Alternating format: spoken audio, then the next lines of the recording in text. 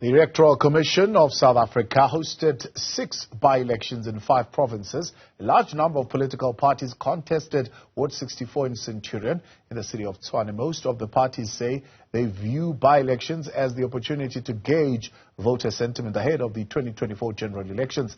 Newzroom Afrika's Juniour Khumalo reports. I think this is one of the last by-elections before we get on to the national and provincial elections. I think all the parties want to, start testing their administrative capabilities. They want to start testing the voter sentiments. Political parties and election analysts agree that the current round of by-elections could serve as a way of gauging sentiment, if any, ahead of next year's presidential and parliamentary elections.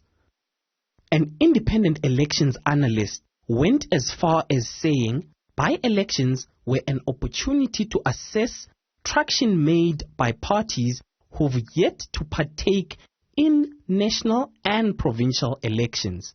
So we have 2 by-elections taking place in Tshwane and Pretoria. One is of particular interest in Centurion because you're going to see the DA being challenged by Action SA. The DA won this ward with just over 50% of the vote in 2021, and Action SA have fielded quite a well-known candidate. It will be interesting to see whether Action SA can make inroads. Action SA echoed these sentiments. Its leader acknowledged that this round of by-elections served as an opportunity to assess the party's popularity in the capital city on the back of a decent showing during the 2021 local government elections. I want to really see whether our support in Tshwane it's still what it was in 2021. In this particular ward, when we put Henriette as a ward councillor in 2021, she only had 2 months to put together, which for us to identify, put it together.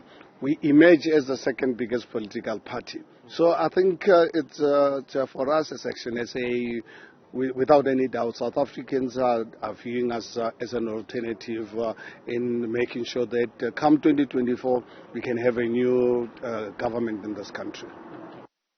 Beyond the untested Action SA, when it comes to the general elections, Sussman said voters would, through these by-elections, bear witness to whether the Patriotic Alliance may make inroads in other provinces besides Gauteng. Then we move to the Western Cape in the municipality of Swartland. It's the second last by-election in the Western Cape for 2023. It's also the last ward, which is a DA ward, because the other ward coming up is an ANC ward. And here we're watching as to whether the Patriotic Alliance can continue to make inroads in the Western Cape. We've seen the PA do well in Gauteng. We've seen the PA do well in the northern parts of South Africa. Can they continue to make inroads in the Western Cape?